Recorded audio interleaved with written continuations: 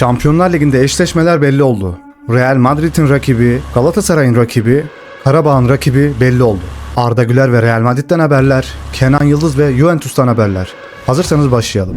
Evet dostlar, Real Madrid yeniden Benfica ile eşleşti. Bir rövanş, bir intikam, bir geri dönüş. İlk maç Benfica'nın sahasında olacak arkadaşlar. Salı 17 Şubat'ta. İkinci maç Real Madrid Benfica çarşamba günü 25 Şubat'ta Bernabéu'da olacak ikinci maç. Real Madrid sizce turu geçebilir mi? Yoksa yine bir hezimete uğrayabilir mi? Sizlere soruyorum. Sizce bu maçın sonu nasıl sonuçlanır? Real Madrid hata yapar mı? Yoksa gerçekten ruhunu ortaya koyup yenebilirler mi? Ve bunu yapması için de şöyle bir adama ihtiyacı var Real Madrid'in. Bir keçiye, bir kafaya koymuşluğa ihtiyacı var. Real Madrid'de bu yok arkadaşlar. Oyuncular tamamen kendileri için oynuyorlar ama Ronaldo ne yapardı, ne ederdi? O maçı çevirirdi. Evet, gelelim yine Benfica maçında o ilginç pozisyona dostlar. Son dakika ataklarında buradaki şu oyuncu boşta. Burada Vinicius var. Mbappe nerede gözükmüyor bile. Gerçekten inanılmaz. Karşı takımın kalecisi bile buraya kadar gelmişken 8 kişiye karşı 4 kişi burada savunma yapmaya çalıştı ve karşı takımın kalecisi kafayla gol atarak kendilerini rezil ettiler Real Madrid oyuncuları. Real Madrid, Rayo Vallecano'ya karşı oynadığı son 5 maçın sadece birini kazandı arkadaşlar. Pazar günü saat sanırım 4'te Vallecano maçı var ve bu maçların sadece birini kazanmış. Bakalım yeni bir seriye başlayabilecek mi Real Madrid? Arda Güler ilk 11'de olur mu sizce? Sizlere soruyorum, Arda Güler yaptığı tepkiden sonra ilk 11'de yerini alır mı? Ki bu tepkileri Vinicius her maçta yapıyor ama ilk 11'de başlıyor. Bakalım ayrımcılık var mı takımda? Real Madrid bu kış transfer döneminde herhangi bir transfer yapmayı planlamıyor. Yönetim kurulu bu takımın kalan şampiyonluklardan birini kazanabileceğine inanıyor. Ben artık düşünemiyorum gibi geliyor bana. Bilmiyorum. Toni Kroos Real Madrid'den Benfica karşısında herhangi bir sürpriz beklemiyorum. Real Madrid'i daha çok rahatsız edebilecek şey yoğun takvimlerinin ortasında 2 ek maç daha oynamak zorunda kalmaları olabilir. Turnuvaya 3. sırada başladılar ve Benfica'yı kolayca geçip ilk 8'e gireceklerini düşünüyorlardı ama öyle olmadı. Arda Güler yine idmanda arkadaşlar. Asmış 90'a. Artık gol aslında şu sakalımı keseyim arkadaşlar. Arda gol atana kadar kesmiyoruz dedik. Saçımız sakalımız birbirine karışacak. Gol at da bir tıraşa gidek ya. Evet, Real Madrid idmanında kazanan takım arkadaşlar. Kazanan takım buysa kaybeden takımı hayal edebiliyor musunuz? Kimler olduğunu? Gerçekten ilginç. Dostlar, bu arada kanalımıza abone olursanız çok seviniriz. Abone olduktan sonra bildirim zilini açmayı unutma. Bu videoya like attıktan sonra da hype haklarını kullanmayı unutma. Şimdiden teşekkürler. Real Madrid soyunma odasında büyük isimler arasında bu sezonu nasıl başarılı kılabilecekleri konusunda hala çok fazla tartışma var. Soyunma odası egolar ve Alonso kampı arasında bölünmüş durumda. Real Madrid için dramatik bir sezon olacak gibi görünüyor. Yine kupa kazanamayacaklar. Bu üst üste ikinci yıl olacak. Real Madrid'de alışık olmadığımız bir şey arkadaşlar. 0 kupayla gidiyor her şey. Bu arkadaşlar nasıl bu takımı yönetiyor bilmiyoruz. Real Madrid'in acilen bu çıkıklardan kurtulması gerekiyor arkadaşlar. Maalesef yani ben bu adamlara karşı böyle kelimeler kullanmak istemiyorum ama yeteneksiz demeyeceğim arkadaşlar bu oyunculara ama bazıları Real Madrid seviyesinde değil maalesef. Bu arkadaş dümdüz bir oyuncu. Hala da dediğim lafın arkasındayım. Dümdüz kalas gibi bir futbolcu. Doğrulandı. Ruben Neves Real Madrid'e hizmetlerini sundu. Bu ay katılmak istedi ancak kulüp hayır dedi. Ocak ayında kimseyi transfer etmekle ilgilenmiyorlar. Sezon sonunu bekliyorlar. Gidecek oyuncu çok fazla olacakmış. Gelecek oyuncu da çok fazla olacak. Beğenirseniz paşam, Arsenal'da hazır olda bekliyor Arda Güler'in transfer söylentilerini. Arsenal Arda Güler'i öncelik haline getirdi ve transfer için yaklaşık 100 milyon euroyu gözden çıkardı. Kaynakta bu arkadaşlar 100 milyondan fazla eder diye söylüyorum ben arkadaşlar. Kimler 100 milyon ediyor artık şu devirde? Mudryk vardı Chelsea'de 100 milyona falan aldılar. Mudryk mi diyorum, Arda Güler mi diyorum sadece. Yani bunun aksini iddia edenle ben futbol konuşamam zaten. Son 7 La Liga maçında en yüksek ortalama puana sahip oyuncular. 8.14 Jude Bellingham. Başka hiçbir oyuncunun 8.0'ın üzerinde bir puanı yok. Oğlum Mbappe 9.9 aldı, 10 falan aldı. Bunlar neden bahsediyor arkadaşlar? Yani Arda Güler bundan çoğu maçta yüksek puan alıyor gerçekten. Fonlanan çok fazla yer var arkadaşlar. Çok garip. Evet, Rayo Vallecano karşısına Real Madrid bu kadroyla çıksa sizce ne olur? Arkadaşımız demiş ki 5 golle öndeler demiş. Mbappe solda, Garcia ortada, Rodrigo sağda. Rodrigo yerine Arda'yı buraya koyun. 2 golü var diyorum, bak her zaman diyorum. Şuraya al bu Arda'yı. 2 golü var. Bellingham'ı almamışlar bile kadroya arkadaşlar. Arda Güler 10 numara pozisyonu. En çok sevdiğimiz bölgede yine duruyor. Ceballos, Tchouaméni, Carreras, Hüseyin, Asensio, Valverde, Courtois.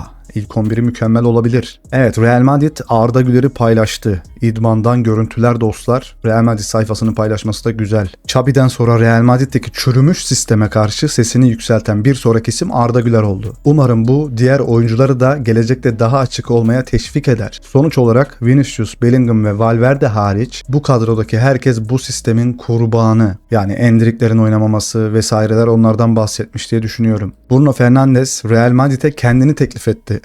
Ancak kulüp bu teklifi reddetti. Bruno Fernandes babacım geçti o dönemler ya. Real Madrid'in teknik direktörü Arbeloa ciddi baskı altında ve Şampiyonlar Ligi'nde Benfica'yı yenemezse görevden alınabilir. Bu size neyi hatırlattı? Her maçta baskı altına alınan Xabi Alonso'yu hatırlattı tabii ki de. Real Madrid yeni bir Manchester United oluyor gibi gözüküyor. Arnold ve Rüdiger'in Rayo maçında oynayıp oynamayacağına yarın karar verilecek arkadaşlar. Yani bugün karar verilecek. Bu iki oyuncu dönerse Valverde orta sahaya dönecek. Özellikle Trent geldiği zaman orta saha çok karışacak arkadaşlar. Arda'nın yedek dönemleri başlar mı? Ben sizlere soruyorum. 2025-26 sezonunun takımı Flash Score oyuncu puanlarına göre Diaz, Mbappe, Yamal, Nico Paz, Hakan Çalhanoğlu, Fernandes, Grimaldo, Gabriel, bu arkadaşın ismini okuyamıyorum. Schottelbeck midir nedir? Valverde, Provedel. Hakan Çalhanoğlu da var kadroda. Bir Arda Güler yazılırdı şu Nico Paz'ın yerine, ne dersiniz? Nico Paz'ın yerine Arda Güler diyorum. Lan ne diyorsunuz?